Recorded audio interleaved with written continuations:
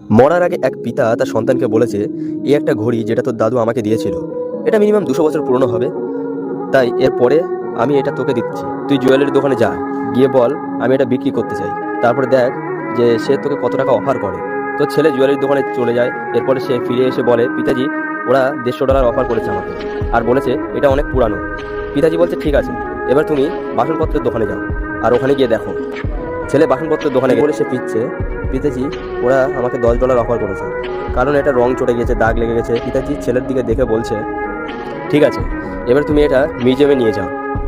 তাই ছেলে এবার মিউজিয়ামে চলে গেছে আর পিতাজির কাছে ফিরে এসে বলছে, পিতাজি ওনারা আমাকে $1,00,000 অফার করেছে আর বলেছে এটা একটা রিয়ার পিস আছে, আমাদের অ্যান্টিক কালেকশনে এটা রাখতে পারি। পিতাজি ছেলের দিকে দেখে বলছে, আমি তোকে তো এটাই তো বলতে চাচ্ছিলাম, সঠিক জায়গায় সঠিকভাবে মূল্যায়ন দেয়। আপনি যদি নিজেকে ভুল জায়গায় পেয়ে যান আর নিজেকে দুর্বল মনে করেন, তাহলে রেগে যাবেন না। শুধু মনে রাখবেন, আপনি কিছু লোকের জন্য কিছুই না, আবার কিছু লোকের জন্য আপনি সব কিছু।